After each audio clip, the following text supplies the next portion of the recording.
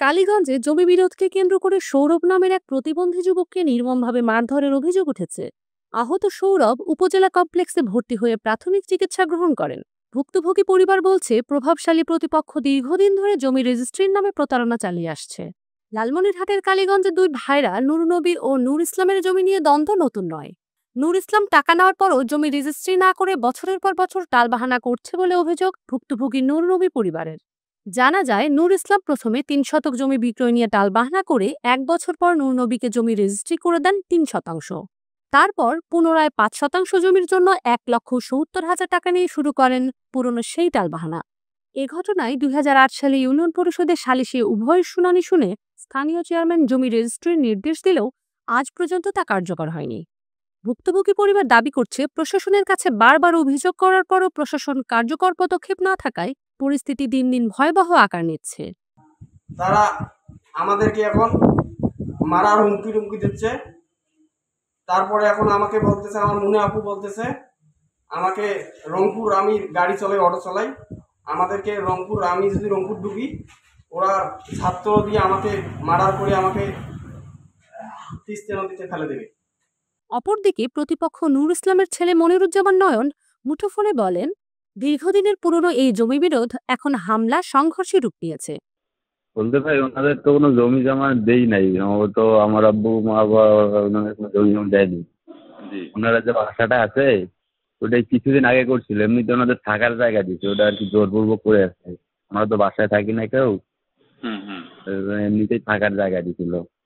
জায়গা ছিল না আর কি, আম্মু বোন হয় থাকার জায়গা দিছিল।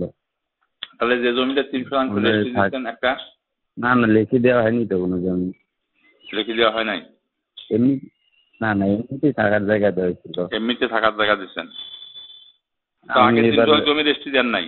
না, ওনাদের কোনো জমি দেওয়া নেই। আর এনারা এখন যে দাবি করতেছে যে আপনার ৫ শতক জমির বিক্রির জন্য আপনার বাবা তার কাছে ১,৭০,০০০ টাকা নিচ্ছে, এই বিষয়টা কতটুকু সত্যি? না, আমি তো ওনাদের বলছি যে আপনারা যদি কোনো জমি পান বা কাগজপত্র থাকে আপনি নিয়ে আসেন, এসে আপনি জমি নিয়ে নেন। আমাদের ওইখানে যে পুকুর আছে ওগুলো আমার নামে দেওয়া আছে। ভুক্তভোগীরা বলছেন, প্রশাসন দ্রুত ব্যবস্থা না নিলে বড় ধরনের অনাকাঙ্ক্ষিত ঘটনার আশঙ্কা রয়েছে। আমি মোহাম্মদ নূর নবী আমার ভাইকে ৫ শতক জমির টাকা দেয়। এখন আজ দেয় কাল দেয়, না দেওয়ার ভাঙ করিয়ে আমাকে বিভিন্ন আশ্বাস দিয়ে ঘুরে দেয়। তখন আমি একটা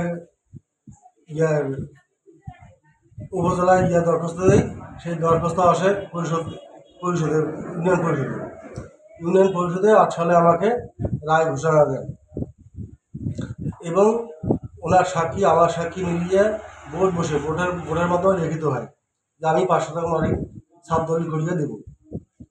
এ পর্যন্ত দিচ্ছে।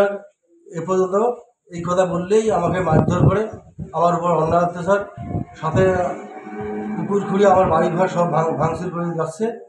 আরও ওনার ছেলে হুমকি দেয় ওখান থেকে, ঢাকা থেকে আমি গেলে এবার কারো লাশ থবো না, ভাঙচুর করবো কাউকে বাসি থাকতে দেবো না। এই ধরনের অনেক অবিচার আমার সাথে হচ্ছে। এবং আমার ২ নম্বর ছেলে, সে শারীরিক প্রতিবন্ধী।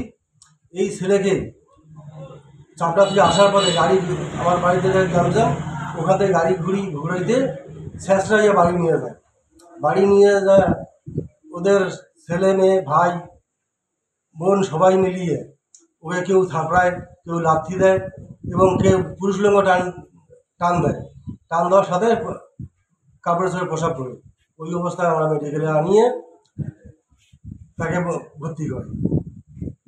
তবে কালীগঞ্জ থানা পুলিশ জানিয়েছে, অভিযোগ পেয়েছি, তদন্ত করে আইনানুগ ব্যবস্থা নেওয়া হবে।